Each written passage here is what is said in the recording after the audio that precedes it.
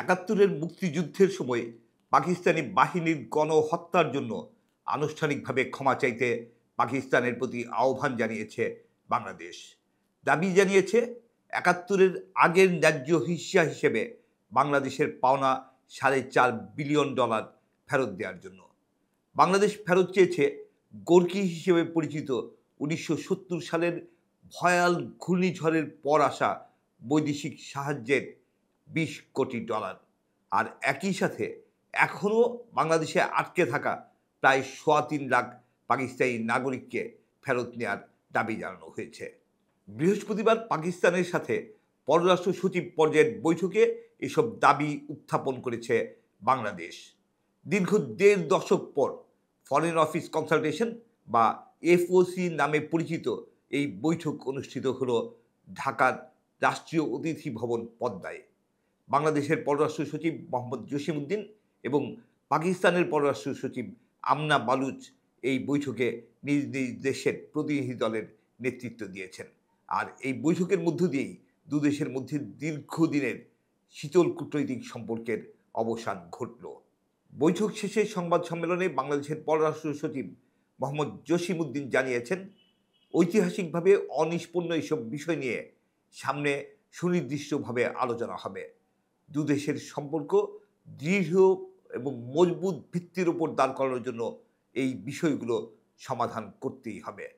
আর পাকিস্তানের পররাষ্ট্র সচিব আমনা বালুচ বলেছেন, বাংলাদেশের সাথে আলোচনা ফলপ্রসূ হয়েছে। পররাষ্ট্র সচিব মোহাম্মদ জসিমউদ্দিন জানিয়েছেন, দীর্ঘদিন পর এফওসি অনুষ্ঠিত হলো বলে এবার নির্দিষ্ট করে কোনো এজেন্ডা রাখা হয়নি, বরং দুদেশের স্বার্থ সংশ্লিষ্ট বিভিন্ন বিষয়ে আলোচনায় এসেছে। পরস্পরের জন্য লাভজনক বিবেচনায় বিভিন্ন বিষয় নিয়ে তারা আলোচনা করেছেন। আলোচনায় অগ্রাধিকার পেয়েছে দ্বিপাক্ষিক বাণিজ্য, যোগাযোগ এবং নিরাপত্তার বিষয়গুলো।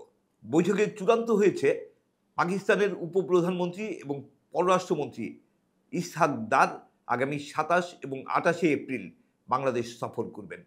সেই সময় যে সমঝোতা স্মারক বা এমওইউগুলো স্বাক্ষর হবে সেগুলো চূড়ান্ত করার জন্য বৈঠকে একটি ওয়ার্কিং গ্রুপ গঠন করা হয়েছে। এই সফর হবে দীর্ঘ 12 বছর পর পাকিস্তানের কোনো পররাষ্ট্রমন্ত্রীর বাংলাদেশ সফর।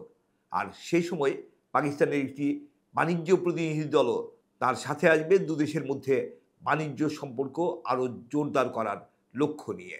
পাকিস্তান ও বাংলাদেশের মধ্যে পররাষ্ট্র সচিব পর্যায়ের এই বৈঠকে দুদেশের মধ্যে সরাসরি বিমান ও সমুদ্রপথে যোগাযোগ আবার চালু করার সিদ্ধান্ত নেওয়া হয়েছে। দীর্ঘদিন ধরে বিদ্যমান প্রতিরক্ষা সহায়তা আরও বাড়ানোর সিদ্ধান্ত নেওয়া হয়েছে। বৈঠকে সিদ্ধান্ত হয়েছে যে প্রতি বছর দুদেশের মধ্যে এফওসি বা ফরেন অফিস কনসালটেশন অনুষ্ঠিত হবে।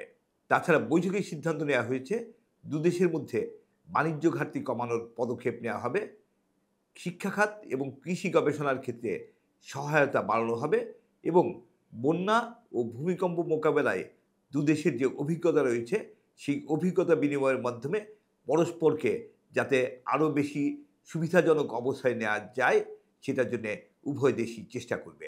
বৈঠকে সার্ককে আরও সক্রিয় ও বেগবান করার আগ্রহ প্রকাশ করেছে বাংলাদেশ এবং পাকিস্তান।